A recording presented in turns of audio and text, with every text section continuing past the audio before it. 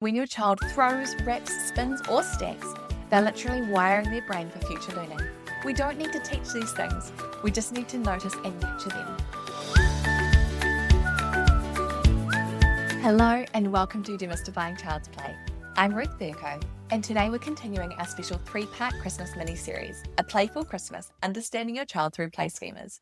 2 weeks ago, we talked about toys, tools, and triggers, how to choose toys that support schema play. Then we had a quick dive into how awesome water play is. And now today, we're diving into something that's probably on your mind as you spend more time at home over the Christmas period. What is your child's play actually telling you? Because if you've ever watched your toddler ignore the expensive gift and play with the box instead, you're not alone. And that moment says something really important about the way children learn.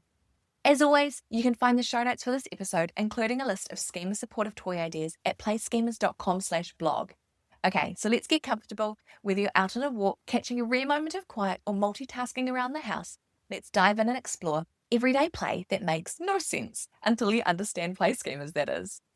Okay, imagine with me, it's Saturday morning, you're half awake, and you sit watching your child doing something that has you puzzled. Is it that you're more asleep than awake, or is it completely baffling? Maybe they're throwing toy cars across the room, putting all the blocks into a handbag, or spinning until they fall over, or wrapping their teddy in a blanket again and again and again. It can be tempting to think, why do they keep doing that? Why don't they just play properly? Or even saying to them, stop doing that, I'm trying to wake up. But I'm here to tell you, your child is playing properly. In fact, their brain is learning something very specific through those repeated actions. They're exploring what's called play schemas. Once you start noticing these patterns, you'll never unsee them. Okay, so just quickly, what are play schemas? Put simply, play schemas are those repeated patterns of play. They're the way young children make sense of the world, not through explaining things to them, but through their own action and exploration. For example, when a child does keep throwing their toys, they're exploring trajectory, how things move through space. When they fill empty bags, boxes, or buckets and then move them and dump them out again, they're exploring transportation.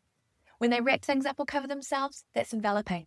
When they build towers and knock them down, they're experimenting with disconnection and connection. Each of these patterns is a vital part of how children's brains wire up their understanding of how the world works.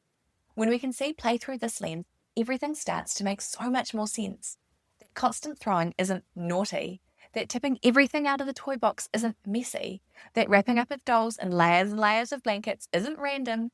Each one is purposeful. Each one is your child thinking, testing, experimenting, learning, and this understanding changes everything. It moves us from frustration to curiosity, from stop doing that to I see what you're learning. If we look at the science behind this in simple terms, from a developmental point of view, schemas are about building natural connections. When children repeat actions, they're strengthening brain pathways, the foundation for maths, science, problem solving, and gross and fine motor skills, which is the big and small movements. So when your child throws, wraps, spins, or stacks, they're literally wiring their brain for future learning. We don't need to teach these things, we just need to notice and nurture them. The easiest way to start is simply by observing, and soon you'll be able to read the language of play. So my challenge to you is pick one play session this week, sometime maybe before dinner, after dinner, middle of the day, whenever works for you, and ask yourself, what do I notice my child doing again and again and again? Are they more interested in movement, containment, connecting, or transforming things? What's drawing their attention?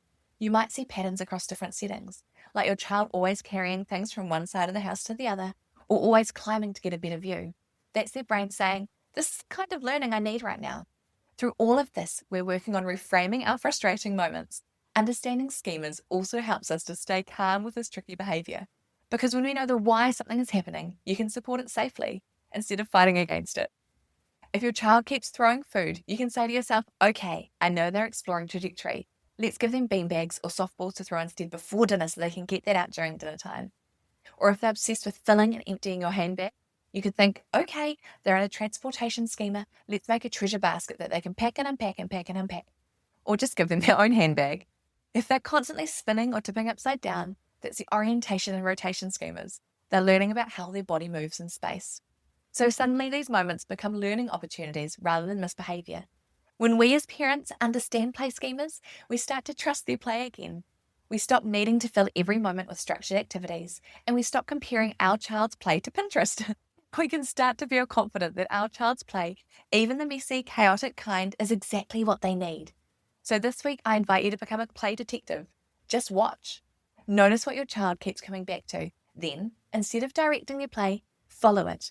If they're pouring, give them more things to pour. If they're climbing, find safe ways to climb. If they're wrapping, offer them scarves or blankets. That could be when they're pulling all the tissues out of the tissue box.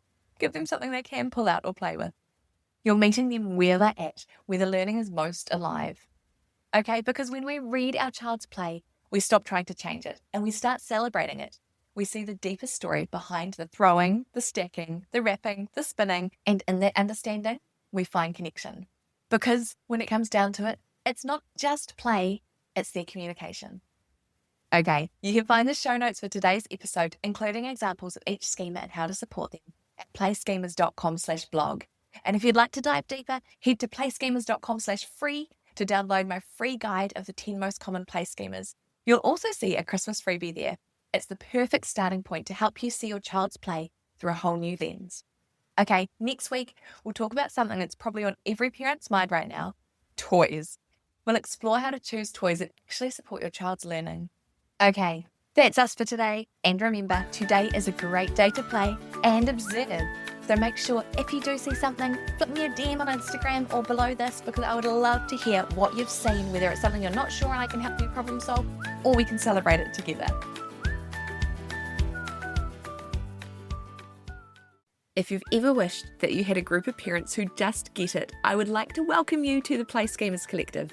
It's where you can ask questions without judgment, share those little wins only another parent would understand, and dive deeper into your child's play with people who speak your language.